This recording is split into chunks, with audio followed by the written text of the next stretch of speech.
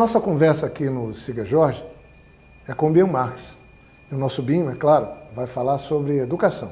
Você vai ver hoje a parte final dessa conversa. Então, obrigadão a vocês por estar aqui junto com a gente.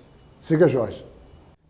Nós aprendemos, e depois isso virou um caso, inclusive foi objeto da tua dissertação no teu mestrado na Universidade Federal do Rio de Janeiro. Você era vice-governador, secretário de Educação e teve que fazer a dissertação levando em conta a história nossa, na prefeitura e no governo. Mas o que eu queria, só um parênteses sobre essa coisa do planejamento. Eu acho que a minha sorte foi não ter ganho a eleição em 90. Eu fui para o segundo turno com o Edmundo ganhou, né? E depois foi vítima dessa tragédia, daquela tragédia terrível, né? Que nos abalou a todos, especialmente a família dele. Mas quando eu perdi aquela eleição, o ex-presidente Lula, né, agora, ex-presidente Lula, falou, Jorge, ele esteve lá comigo, ficou andando lá 20 dias no segundo turno, falou, olha, você tem que estudar, você tem que aprender, e eu gosto muito da área de gestão, aí ele me botou para fazer uma série de cursos, fui fazer curso na Venezuela naquela época, com Carlos Matos, que tinha sido ministro do Allende, o pessoal da social-democracia alemã me botou em curso de formação, o Klaus Elu entrou na minha vida, que são dois amicíssimos nossos, de 20 anos, que nos ajudaram, e aí me encontrei com a ideia do planejamento estratégico, de gestão, quer dizer, eu fui estudar para depois assumir uma prefeitura. Aí fui visitar Curitiba, visitar Porto Alegre, visitar Santos, Capuí, fui conhecer. Quando chegamos na prefeitura, nós fizemos um planejamento em 3 dias, eu coordenando o trabalho, já como uma espécie de um professor, alguma coisa de gestão. Por isso que deu certo. Quer dizer, hoje quem é o prefeito, quem é que vai estudar antes de assumir, ou mesmo o governador? Por isso que as coisas dão errado. A pessoa vai, às vezes o primeiro emprego, o primeiro trabalho da pessoa é sendo um gestor público. Quando uma gestão pública erra, afeta a vida de todo mundo. Destrói a vida de muita gente. Quando acerta, também melhora a vida de todos. Só um parênteses mesmo. Eu fiz um curso na Colômbia e o Carlos Matos foi um dos professores. E aí ele queria saber de você. E o Jorge, como é que tá? Ele está conseguindo fazer as coisas, tá muito animado. E ele realmente nos influenciou demais, demais mesmo. Depois o Oscar Motomura na fase mais final, depois de 2000, né? É, verdade. Então, aí esse aprendizado da prefeitura foi muito interessante. Essa escola que você está citando, ela foi fruto, ela inclusive saiu num relatório do Banco Mundial como um mau exemplo de gestão pública, né? Porque era um inchaço. Depois que a gente fez todo esse processo, aí a gente recadastrou todo mundo e tal, sobrou gente pra caramba. Então a gente não só não foi preciso fazer concurso, como sobrou gente para a gente ampliar a rede. E aí teve até aquela história lá que a gente estava vendo que os meninos não conseguiam aprender na primeira série, né? Foi muito... a gente... Era um fracasso total. Se eu puder assim, até te interromper, né? Mas já interrompendo, né? Já que o Binho lembrou... Eu estou incentivando para ganhar a aposta do Angelim também. Não, mas vocês estão vendo que eu estou falando pouco. O Binho uma vez chegou no meu gabinete e falou assim, Jorge, nós estamos com um problema. Eu falei, qual foi, Binho? Ele falou, as crianças estão reprovando no primeiro ano. Quer dizer, uma criança, a mãe, o pai sempre ajuda, imagina reprovar no primeiro ano. Aí nós ficamos sentados, mas por que isso está acontecendo, cara? Decisão nossa. Binho falou, vamos fazer uma pesquisa para conhecer onde essas crianças moram, quem são os pais delas. E aí nós descobrimos uma coisa triste. A maioria das crianças, eram 4.000 na prefeitura quando nós assumimos, quando entregamos depois, nós entregamos com 12.000 alunos na escola municipal, graças a esse trabalho fantástico que o Binho fez e que a gente conseguiu realizar. Eram crianças, filhas de pessoas analfabetas, não tinha papel na casa, papel desses que a gente dá para os meninos desenhar e pintar, não tinha lápis, não tinha caneta. Então a primeira vez que as crianças iam pegar num lápis, num papel de escrever, era na escola. Nós falamos, que mundo é esse? Mudamos tudo e fomos para a educação infantil. Porque não tinha, quer dizer, o Acre é um ex-território, os municípios muito frágeis não tinha educação infantil. E aí o que nós fizemos, essa quantidade enorme de professores sobrou, nós colocamos na educação infantil. E aí abrimos muitas escolas de educação infantil para criar uma situação mais favorável no fundamental. E só para concluir essa parte, era mais barato na época pegar os 4.000 alunos e pôr no colégio Meta, nós fizemos essa conta para a prefeitura, do que manter o ensino do jeito que estava, porque era caro. Aí, conversando com o sindicato, o pessoal do sindicato também depois foi um grande parceiro, a gente conseguiu fazer grandes mudanças. Mas eu queria, Binho, assim... Mas antes disso, só queria fechar. Quer dizer, o resultado disso foi para o bolso do professor. Porque a gente reorganizou, então essa economia de gente que não trabalhava, de gente que não estava na escola, a gente acabou criando um plano de carreira que aumentou consideravelmente o salário dos professores. Então, ó, eu queria agora entrar em uma coisa mais objetiva, óbvio, sempre educação. O desafio segue. Eu abri essa conversa falando que a intenção era a gente ver como é que a gente podia fazer para que aquela prioridade que é para todo mundo, de fato, se torne realidade. E eu queria que o Binho pudesse falar aqui o que é que um gestor público pode fazer hoje, ou deve fazer hoje, o que é que ele deve adotar, mesmo nesse período de crise, falta de dinheiro, com o professor ganhando mal. Qual é a fórmula? Tem uma fórmula? O que a gente fez pode servir de referência para promover mudanças daqui para frente? Eu queria que tu fizesse, porque você tem feito muitas palestras, claro. Estudou mais isso. Fala aí para mim. Não, a nossa experiência acabou sendo um grande aprendizado especialmente para fazer muito com muito pouco, né? Porque o que a gente tem, de um modo geral, é uma situação de subfinanciamento da educação. Tem um debate entre educadores e economistas que uns dizem que o problema da educação é falta de gestão e outros dizem que o problema da educação é falta de dinheiro. Na realidade, o problema é falta de dinheiro e falta de gestão. Porque existe um subfinanciamento da educação que um aluno no Brasil, ele custa $3.800 por ano. Um aluno da educação básica. Um aluno da educação básica no Brasil custa 3.000. Um estudo da OCDE custa $3.800. Ou seja, nós estamos falando aqui de quase R$15 mil por aluno por ano, o custo do aluno. Mas a média da OCDE é de $10.700.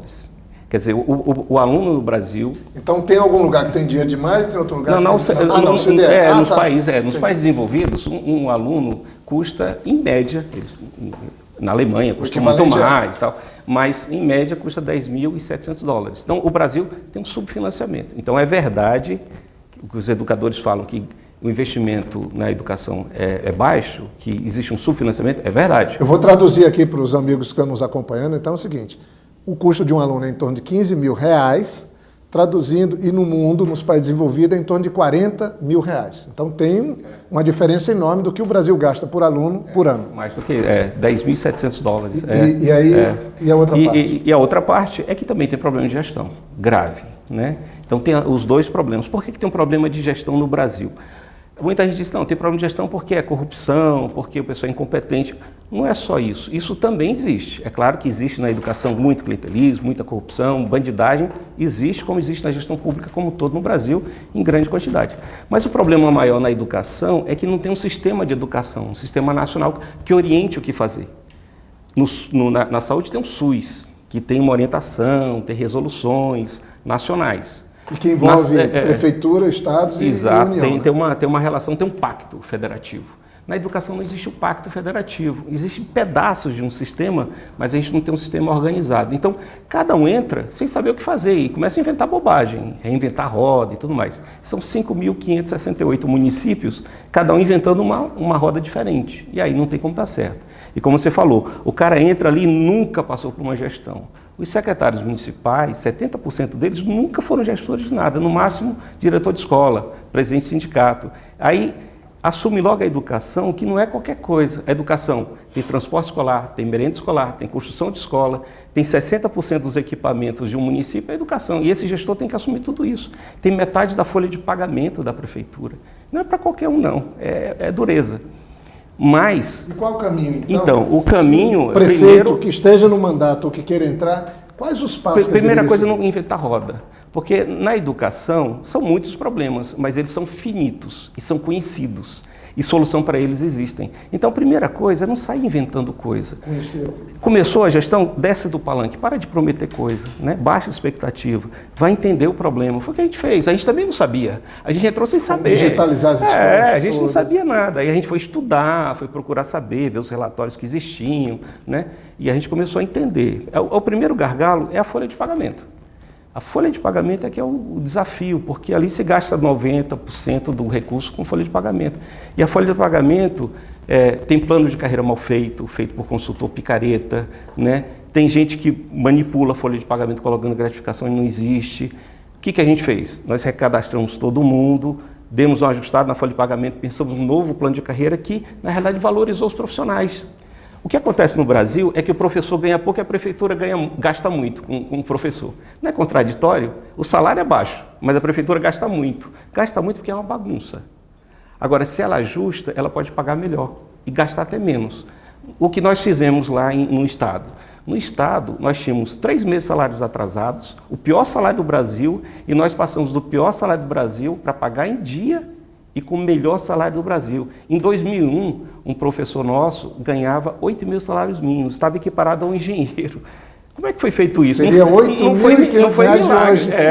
Do jeito que eu cheguei na Secretaria Municipal e tinha 70 pessoas, eu mandei todo mundo para casa, no Estado tinha 1.200 pessoas na sede da Secretaria, eu reduzi para 380. E tinha muita gente que não trabalhava, enfim. Aí quem passou a trabalhar passou a ser valorizado. E quem não trabalhou foi demitido. É simples assim. Então, tem muita coisa que pode ser feita. Então, eu acho que uma preocupação maior é com a folha de pagamento, mas precisa de planejamento. Você tem que fazer um planejamento, tem que saber onde vai chegar e ordenar o que acontece na sala de aula, porque o foco tem que ser o aluno. Uma grande máquina que fazia a educação funcionar, os professores, as professoras, os bons gestores e, claro, uma boa equipe na secretaria. Ainda hoje no Brasil, mais de 70% dos municípios têm os seus diretores escolhidos por critérios políticos com P minúsculo. Então, é o cabo eleitoral do prefeito, coisas desse tipo. O que acontece? Alguns tentam sair disso fazendo concurso para diretor, o que também não é uma boa coisa, porque você acaba tendo um professor que envelhece na escola, naquele posto, e que nem sempre aquele concursado que vai para a escola, nem sempre é uma pessoa que tem habilidade política para liderar uma escola. Então, acho que o equilíbrio técnico-político é fundamental, foi o que nós fizemos. Então, a gente tinha a eleição para diretor pela comunidade escolar, mas antes disso, tinha que certificar. Só podia concorrer aquele que tinha condições, habilidades e competências, um certificado externo, não era nem a secretaria que dava. Tinha uma empresa com capacidade técnica para isso, know-how nesse sentido, de certificar os professores que tinham habilidades e competências para assumir uma direção de escola. Certificou, vai para a eleição. Isso fez toda a diferença. A liderança desse movimento de transformação da educação, que saiu do último lugar e ficou entre os 10 melhores do país, a educação do Acre, nas avaliações externas, essa liderança foi feita pelos diretores de escola. Então, Binho, e você que passou por 5 ministros como secretário do Ministério da Educação, deu várias palestras na Câmara, no Senado, tem auxiliado prefeituras, governos que te procuram do Brasil inteiro.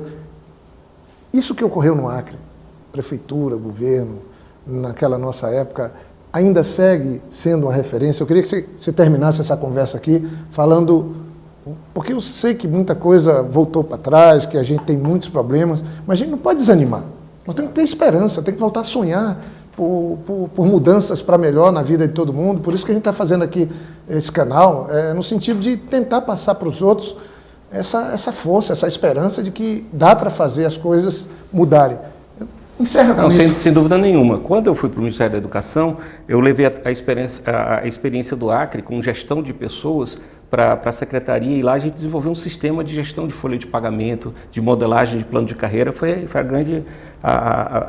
grande novidade, foi exatamente a experiência do Acre. Agora, se ela era importante na época de vacas gordas, na época de vacas magras, a experiência do Acre é mais importante ainda, porque o que a gente fez no Acre foi numa dificuldade total. A gente fez tudo aquilo com quase nada. Então, a capacidade de fazer muito com quase nada é que pode ser a salvação diante de uma dificuldade, de uma crise econômica e da ausência do Ministério da Educação. E nesse conflito hoje, o Ministério da Educação é completamente ausente. Pois é, nesse conflito todo que a gente está vivendo no Ministério, eu sei que já acabou aqui o nosso tempo, mas aí com o ministro que polemiza toda hora, com esse desencontro que está tendo, o que a gente tem que fazer numa hora dessa? Claro, adotar medidas independente de qualquer coisa, mas como é que você vê isso? Bom, de um lado, os secretários de educação, prefeitos, não podem ficar esperando que caia dinheiro do céu, Ele tem que trabalhar com a realidade, então ele tem que encarar a realidade, por isso conhecer a realidade. Agora, por outro lado, tem que haver uma mobilização nacional para que a educação saia dessa situação.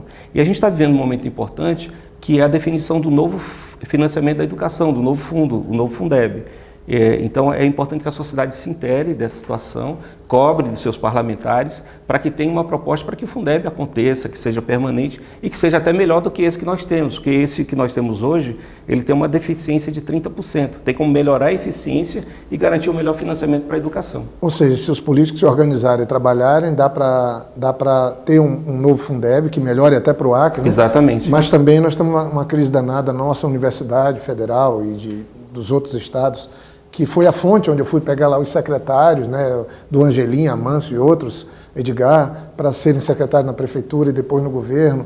Agora vive uma crise tremenda também, o que é péssimo, né, que o Brasil vai para onde assim, né, sem ciência, sem tecnologia, sem um ensino superior. Mas, enfim, nós tivemos que chegar aqui ao final. Hoje foi uma conversa aqui com o Binho, eu espero que vocês tenham gostado, mas nós vamos continuar conversando, debatendo, trazendo pessoas como foi aqui com o Binho, que conheçam a fundo um problema, mas que não fique só aqui. A gente não estava criticando ninguém, nós estávamos pensando solução ou tentando dar exemplo de como as coisas podem acontecer e melhorar no nosso país, no nosso estado. Então, o nosso canal vai tentar dar essa contribuição. E eu só quero passar um pouco adiante aquilo que a gente viveu de bom no Acre, os problemas que nós também vivemos, os erros que cometemos, que a gente comete. Eu agora também estou dando aula num curso de mestrado de gestão pública, e eu me sinto muito bem quando, de alguma maneira, a gente, falando do que fez, dos erros que cometeu, mas também dos acertos, a gente pode ajudar o Acre, o Brasil e o mundo a ficar um pouco melhor. É muita pretensão, mas essa é a intenção. Então, obrigado por vocês que nos acompanharam. Aí embaixo tem as informações e siga o Jorge.